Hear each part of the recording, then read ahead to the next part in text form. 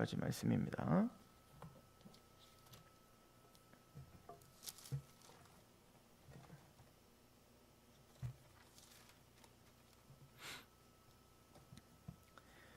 요한계시록 13장 15절에서 18절 함께 봉독합니다. 시작. 그가 권세를 받아 그 짐승의 우상에게 생기를 주어 그 짐승의 우상으로 말하게 하고 또 짐승의 우상에게 경배하지 아니하는 자는 몇이든지 다 죽이게 하더라. 그가 모든 자 곧 작은 자나 큰 자나 부자나 가난한 자나 자유인이나 종들에게 그 오른손에나 이마에 표를 받게 하고 누구든지 이 표를 가진 자 외에는 매매를 못하게 하니 이 표는 곧 짐승의 이름이나 그 이름의 수라. 지혜가 여기 있으니 총명한 자는 그 짐승의 수를 세어보라. 그것은 사람의 수니 그의 수는 666이니라. 아멘.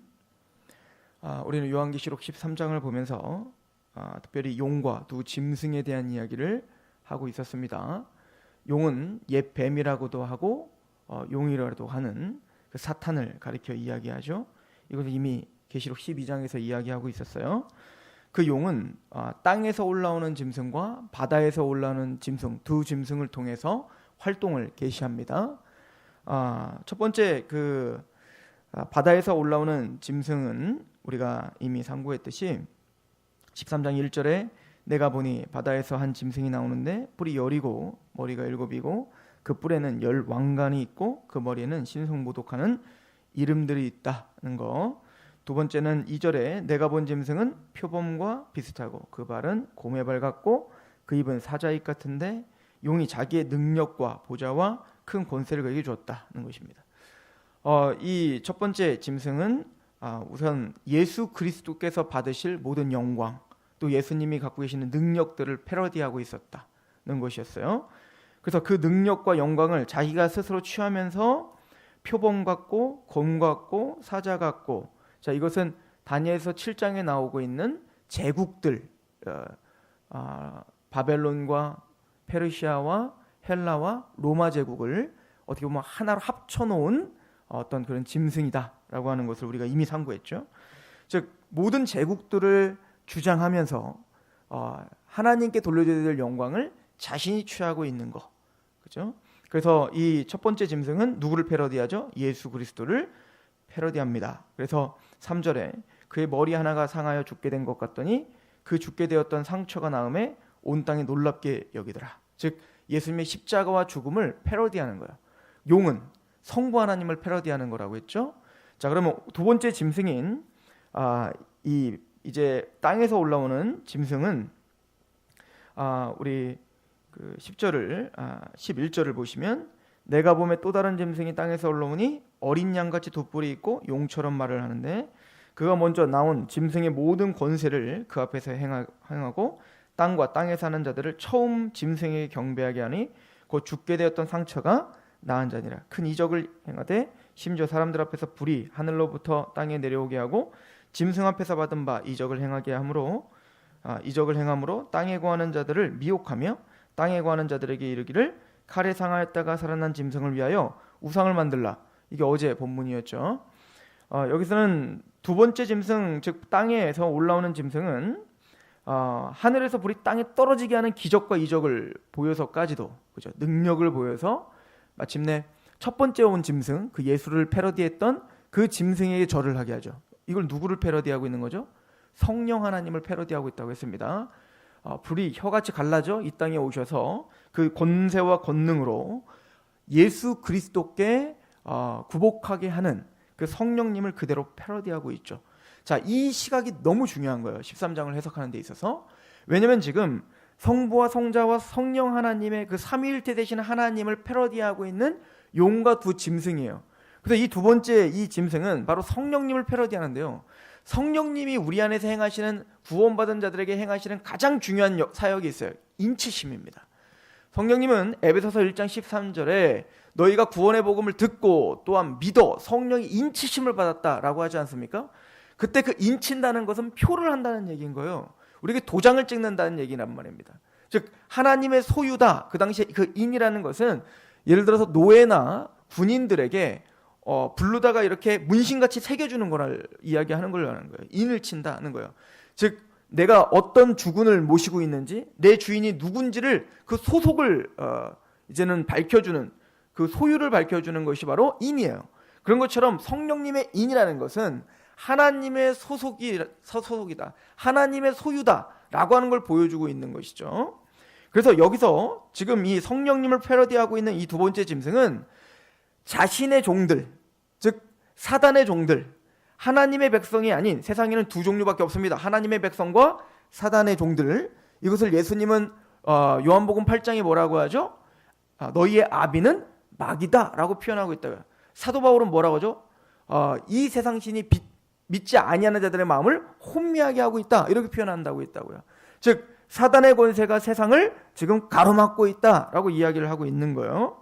자, 그러므로 오늘 굉장히 이슈가 되고 있는 666이라는 것이 무엇인지는 이런 전체적인 문맥 속에서 우리가 봐야 된다라고 하는 것입니다.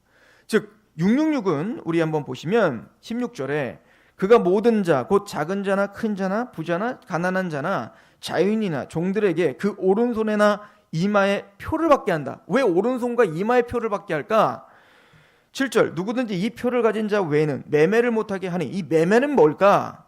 이게 오늘날 우리가 궁금해하는 것들이란 말이에요. 이 표는 곧 짐승의 이름이나 그 이름의 수라. 지혜가 여기 있으니 총명한 자는 그 짐승의 수를 세보라. 그것은 사람의 수니 그의 수는 666. 666은 뭘까? 이것이 오늘 밝혀져야 될 내용이겠죠. 자, 먼저 중요한 건 이 666의 표가 어떤 의미가 있죠? 그 이름의 수가 짐승의 이름이에요. 그죠? 그 짐승의 이름의 수가 표시된 거예요. 그러니까 하나님의 종이 아닌 사단의 종이고, 이것은 더 앞으로 가면 창세기 3장 15절에 여자의 후손이 뱀의 머리를 밟을 거다라고 했던 그 어떤 그 첫 번째 주셨던 그 하나님의 언약과 연관된 이야기라고요. 그러니까 뱀의 후손과 여자의 후손, 즉 교회의 후손, 예수 그리스도의 후손, 이 두 어떤 양립되는 두 부류를 이야기한다고요. 자, 그런데 뱀의 후손, 즉 그 사단의 권세에 소속된 자들은 이마에 표가 있는데요. 그 표는 짐승의 이름이 있다고요. 그럼 반대로 하나님의 백성들은 누구죠? 그게 바로 14만 4천이에요. 구원받은, 이 땅에서 구속받은 자들, 이미 7장에서 이 땅에서 구속의 경험, 어린 양의 피에 그 옷을 씻어 쉬게 된, 속죄함을 받은, 십자가의 은혜로 구원받은 하나님 백성들이 14만 4천이라는 걸 이미 앞에서 이야기했죠. 14장 1절 보세요. 또 내가 보니 보라 어린 양이 시온산에 섰고 그와 함께 14만 4천이 서 있는데 그들의 이마에는 어린 양의 이름과 그 아버지의 이름이 쓴 것이 있어요. 이것이 중요한 거예요. 14만 4천 하나님의 백성들의 어떤 표가 있죠? 어떤 인을 추셨죠? 하나님과 어린 양의 이름이 있는 거고, 지금 666의 표는 뭐라고요? 짐승, 즉 뭐죠? 사단의 표가 있는 거고, 이게 다르다는 얘기입니다. 자, 그렇다면 이 666은 뭘까? 이것을 해석하는 데서 신학계에서는 여러 가지를 좀 해석하는, 첫 번째는 게마트라라고 하는 것이 있어요. 이 게마트라는 건 뭐냐면 헬라어나 히브리어, 이게 지금 요한계시록은 히브리어로, 헬라어로 쓰여졌지 않습니까? 헬라어는 그 당시에 이제 알파벳, 로마 1, 2, 3, 4, 5, 6, 7, 8 이런 알파벳 숫자를 없었을 때 이 사람들은 그 알파벳에 숫자를 다 매겨놨다고요. 그래서 이 알파벳에 숫자를 매겨놓고 그 어떤 단어는 그 알파벳마다 합한 수가 있다고요. 그게 게마트라예요. 그래서 이게 666이다라고 하는 것이 계시록이면 독특한 게 아니라 이 로마 시대 때의 편지들이 발견되는 걸 보면, 예를 들어서 뭐 444라고 하는 사람을 내가 오늘 봤는데 이렇게 편지를 볼 때 꼭 암호처럼 숫자로다가 어떤 사람을 표기하는 경우들이 있었단 말입니다. 이게 게마트라예요. 이게 그 당시 문화에 어떤 이런 것들이 있었다는 얘기인 거예요. 근데 666이라고 하는 것을 이제 그 한번 환산해 보면, 이제 네로 황제의 이름을 그 게마트라로 돌려보면 666이 나와요. 그러니까 네로 황제는 그 로마 시대 때 대대적인 핍박이 두 번 있었어요. 굉장히 심각했던 핍박이 두 번 있었는데, 첫 번째는 바로 네로 황제를 통해서 핍박이 있었던 겁니다. 이게 AD 6. 이때 사도 바울이 순교를 당하게 되는 거예요. 그리고 두 번째 대대적인 핍박이 도미티안 황제 때 대대적인 핍박이 있었는데, 이때 이 계시록이 쓰여졌습니다. 자, 그러므로 아마 이 네로 황제를 대표로 하는, 즉 세상의 권력의 정점에 있는, 그래서 하나님과 하나님의 백성들을 핍박하고 있는 아마 그 황제를 지칭하고 있는, 또 황제를 대표로 하고 있는 하나님의 대적자들을 가리키는 것이다 라고 하는 것이 첫 번째 견해예요. 두 번째는 이 666이라고 하는 것은 사실은 히브리적 개념으로 본다면 히브리 사람들도 숫자마다 다 의미들을 부여했어요. 그래서 계시록을 보면 12, 10, 3년 6개월, 1260일, 한때와 두때와 반때, 7, 이런 것들이 다 의미들이 있거든요. 이거는 계시록에만 또 독특한 게 아니라 구약의 유대인들의 묵시문학 속에서 있는, 즉 예언서, 다니엘서랄지 스가랴서랄지 에스겔서랄지 이런 묵시문학 속에서 있는 독특하고 또 전형적인 어떤 표현들인 거예요. 그래서 히브리어에 보면 1, 2, 3, 4, 첫 1, 2, 3, 4라고 할 때 그 숫자마다 의미를 부여해놨어요. 1은 하나님 숫자예요. 성경에서. 2는 증인 숫자입니다. 그래서 예수님도 제자들을 파송할 때 둘둘씩 짝져서 보내고, 또 11장에도 교회를 두 증인이라고 표현하고 있는 거고요. 3도 하나님 숫자입니다. 삼위일체가 되시기 때문에 그렇습니다. 4는 고난의 숫자입니다. 그래서 40일 광야, 40일 금식, 또 400년 포로, 40년 광야, 이렇게 4라는 숫자를 굉장히 많이 사용합니다. 성경에서는. 5는 은혜의 숫자예요. 그래서 제사법 이런 것들이 바로 5개로 이루어져 있는 겁니다. 6은 사람의 숫자입니다. 왜냐하면 사람이 첫 번째 날부터 6번째 날 하나님이 창조하셨기 때문에. 게다가 7은 완전수입니다. 그래서 6이라고 하는 것은 사람 수이면서 불완전수인 거예요. 그래서 6에다가 하나님 숫자인 2를 더하면 어떻게 되죠? 완전수가 되는 겁니다. 그러니까 우리는 인간으로서는 불완전하지만 거기에 하나님이 함께 계시면 완전하다라고 하는 어떤 의미들을 유대인들은 지금도 그렇게 사용하고 있다는 얘기인 거예요. 그러면 여기서 666이라는 것은 뭐냐면 그 히브리적 개념으로 보면 사람을, 그죠? 6은 사람의 숫자니까요. 사람이 3개 있어요. 즉 하나님 숫자 아닙니까? 사람을 하나님이라고 신격화시키는 겁니다. 아마 이 두 가지가 다 표현되고 있는 것 같아요. 네로 황제가 정말 그랬거든요. 그 당시 로마의 황제들은 자신을 신이라고 이야기했단 말입니다. 그래서 황제 숭배 사상이 있었어요. 그러므로 그 힘과 권력을 가지고 하나님 자리에 자신을 앉혀놓고 무소불위의 어떤 권세와 권능으로 하나님을 대적하고 하나님의 교회를 대적하고 있는 그 모든 제국들의 제왕들의 대표로 네로 황제를 뿐만 아니라 모든 어떤 권력자들을 상징적으로 표현한 것이다 라고 보는 것이 합당합니다. 이것이 바로 짐승의 표인 거예요. 자, 그렇다면 이 짐승의 표를 왜 오른손이나 이마에 받게 할까요? 이거는 신명기를 한번 가보시겠습니다. 신명기 6장입니다.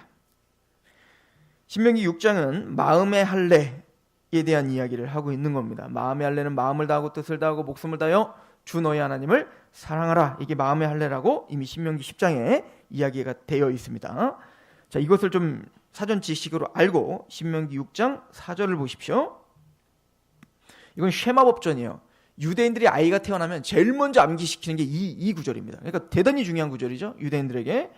신명기 6장 4절 이스라엘아 들으라. 우리 하나님 여호와는 오직 유일한 여호와시니 너는 마음을 다하고 뜻을 다하고 힘을 다하여 내 하나님 여호와를 사랑하라. 이게 우선순위입니다. 하나님만 마음을 다하고 뜻을 다하고 목숨을 다하여 하나님을 사랑하라.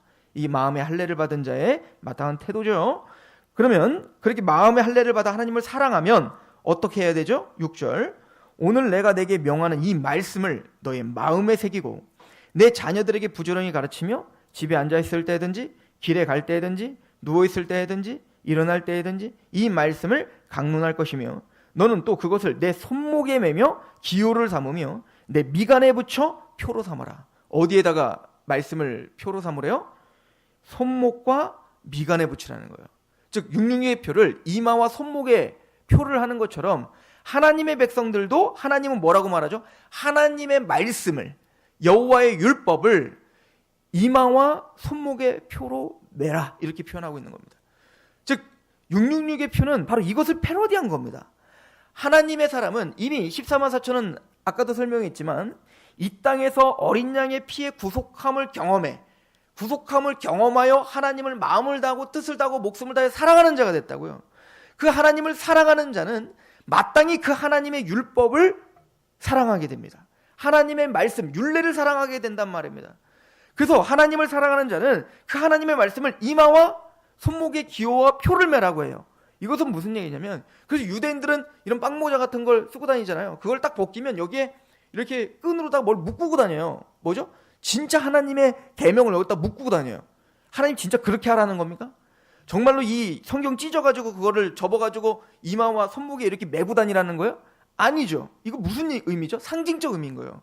즉 하나님을 마음을 다하고 뜻을 다하고 목숨을 다한다면, 사랑한다면 그 하나님의 말씀에 이마에 붙이라는 건 그 생각과 마음이 하나님의 말씀에 입각하게 하라는 거예요.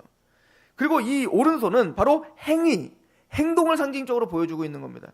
그래서 하나님의 말씀의 생각과 그 마음을 가지고 행동을 하나님의 말씀에 입각하게 하라. 이게 이마와 오른손의 손목을 기호를 매라. 이것이 하나님의 백성됨의 특징이다 라고 보여주고 있는 것이죠. 마찬가지로 이 성령님을 패러디하고 있는 이 두 짐승 중에 이 두 번째 짐승은 바로 이 육류의 표를 오른손이나 이마에 표를 받게 하는 겁니다. 즉 뭐죠? 하나님의 원리가 아닌 그 세상의 원리, 세속의 원리, 그 어떤 절대 권력자와 하나님을 대적하는 자가 표현하고 있는 모든 경제적인 시스템과 또 어떤 정치적인 시스템, 거기에 순응하며 그냥 살게 하는 겁니다. 하나님의 말씀이 아닌 세상의 원리대로 사는 거예요. 그 반대로 14만 4천은 그 원리가 아니라 하나님의 말씀을 이마와 오른손에 기호를 매니까 사도 바울은 이걸 뭐라고 표현하고 있냐면 로마서 12장에 그러므로 너희는 너희 몸을 거룩한 산제물로 하나님께 드려, 이게 마땅한 예배야 라고 이야기를 하죠.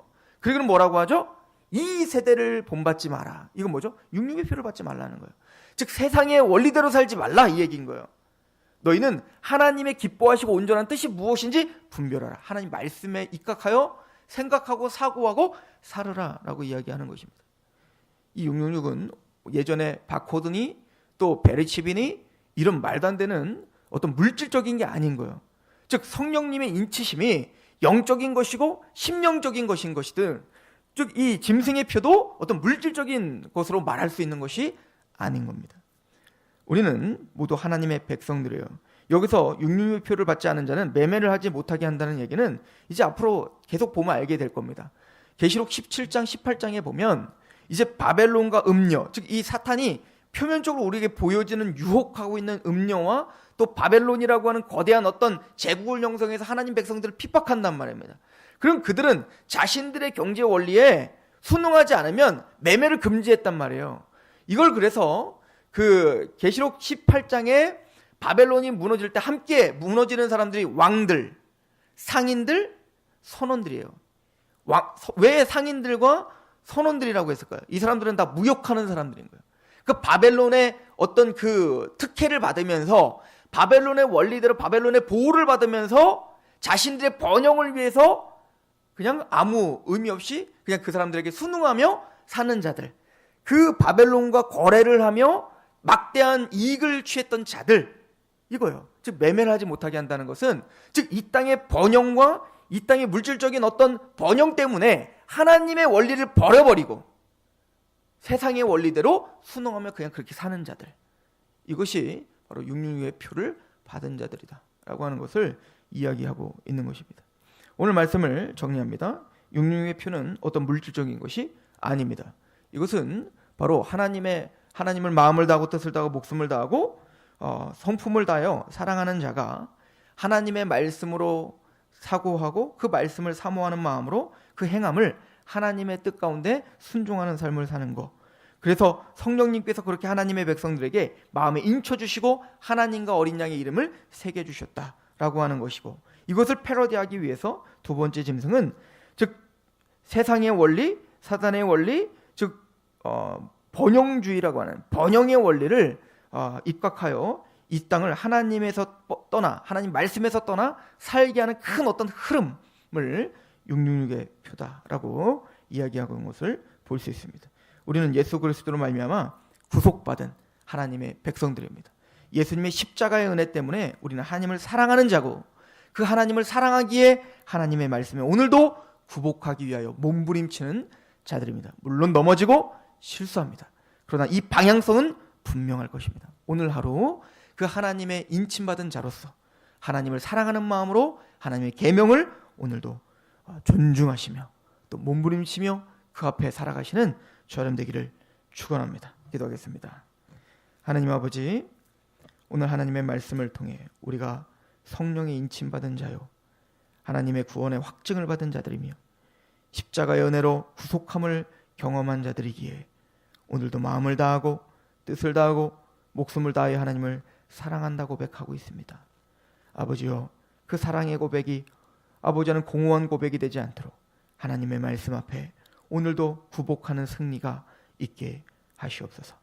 성령님께서 우리 마음에 하나님의 사랑을 한없이 부어주셔서 그 하나님의 십자가의 은혜를, 그 십자가의 구속의 은혜를, 그 사랑을 우리 마음판에 더 부어주시옵소서.